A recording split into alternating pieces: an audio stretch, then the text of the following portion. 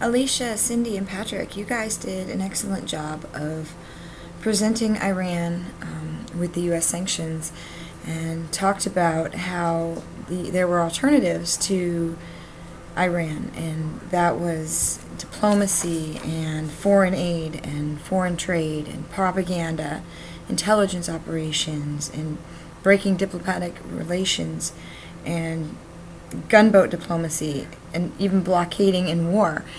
And those are all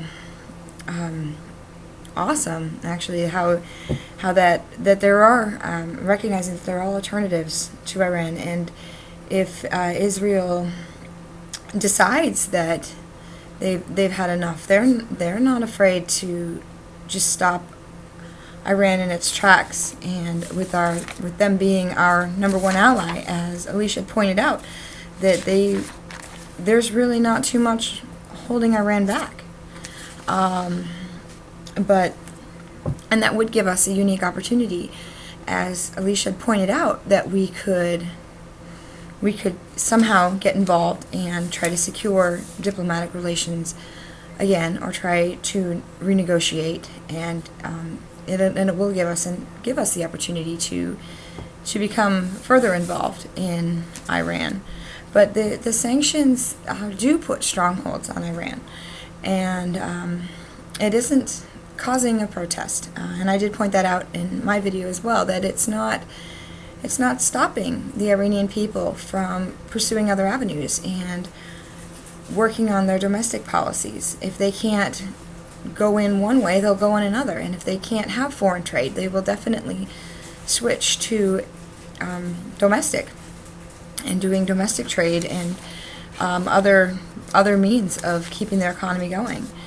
And Iran's nuclear energy, it is a violation of human rights, as the Iranian people have said that, hey, we can have nuclear energy, but at what risk? So that then goes back to, are the sanctions too tight? Are they holding Iran back? But what is the right answer? And yes, Obama does have some policies towards Iran, but his number one objective wasn't Iranian sanctions. It was ending the war in Iraq, and it is trying to get the troops out of Afghanistan, and then keeping North Korea at bay, or observing. And then also too with 2008, with what was going on in Russia as well. And so I remember when I was in Iraq in 2008, and they had divided us up into groups as to who may be going into Russia if there was a need. And just, since we were already in one theater, it would be easy to cut orders to go to another theater. And there was a lot of talk about whether or not that would be even necessary.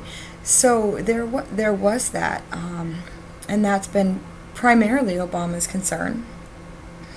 And so resetting the American prestige in the war and the charm offense, as Alicia had pointed out, and then the missile defense in the Eastern Europe again, and then Libyan removal of Gaddafi. And so those were all goals for Obama and for the Obama administration. So putting more sanctions on Iran hasn't necessarily been at the forefront, but it hasn't been at the back door either. So I found it interesting that what should the future look like for American foreign policy in Iran? And that's a debatable issue, and it's going to be ongoing. It'll be interesting to see how and if there will ever be, and what will come of Iran, and what new policies are going to come out with the next presidency and with new politicians in office, and see what unfolds and look forward to it. So thank you for the presentation that you guys did. It was awesome. You guys put out a lot of really good information, and I think you all did an excellent job on talking about the current political climate of Iran and in history as well. So